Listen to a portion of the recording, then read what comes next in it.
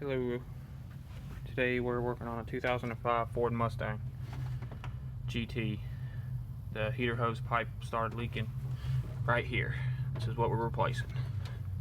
To get this out, first go ahead and remove this intake pipe. Remove this, very easy. You can take this down or not. They're 5.5mm bolts that are holding it up. I took it down out of the way just so it could be out of the way of the coolant drain as I pulled it all the way out. You can see that there, passenger side coolant drain right there, 19mm. Pull it all the way out, drain it all the way out. Once it's done, go ahead and push that back to underneath the transmission and the engine. As when you take this stuff apart, it's going to leak out of this hole right here and go down through the bell housing. Alright, you got your intake pipe out of the way, coolant draining. Now to get your intake out of the way, you're going to have to remove your fuel rail. 4 8mm bolts.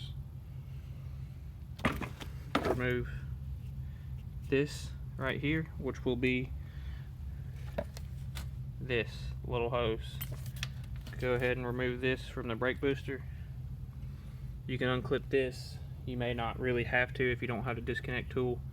You can just, once you get it out, you can just roll it over on the side out of the way. I pried up right here to get these out. Pulling up on this and prying with a screwdriver. Pretty easy, wasn't too hard. Once you get your fuel rail out of the way, that'll give you access to the 2 bolts that sit underneath, which are right here. They sit underneath the fuel rail. Go ahead and unscrew those, and you're going to have this bolt up front right here and another 2 in the back.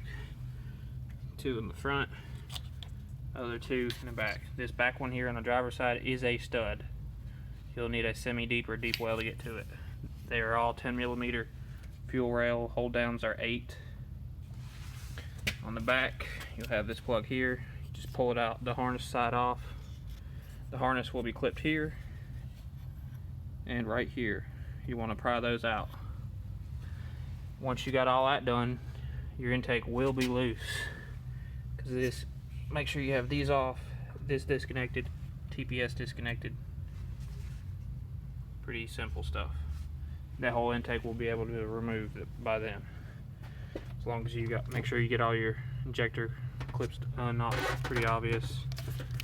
These sit on top of some of the bolts. Undo all these injectors, and your intake will come out. Underneath the intake, you're gonna have this piece here. You're gonna want to push these clips in and pull this out. The part inside the back of the water pump will just pull out by itself. In the back of the head, back there, holding those pipes on, you'll find this 13mm stud. Undo that, then that whole assembly should just pull out of the water pump and it'll be loose. The easiest way to get this out is to unclip these as well and pull those off. And then you'll snake it underneath the harness right here. And that whole assembly will come out, and you'll transfer these hoses to your new assembly. This is your part number for this assembly right here from Ford.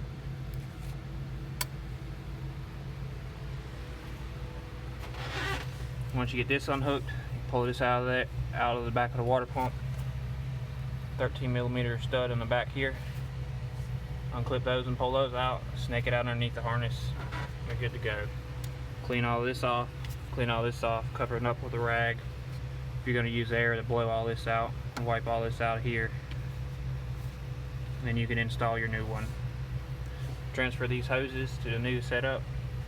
Snake it up underneath here.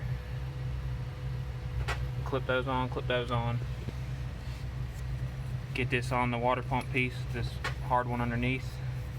Slide it in and clip this one on. Make sure these O-rings down here are good. There are O-rings on the back of the water pump where that pipe slides in. Make sure they're good.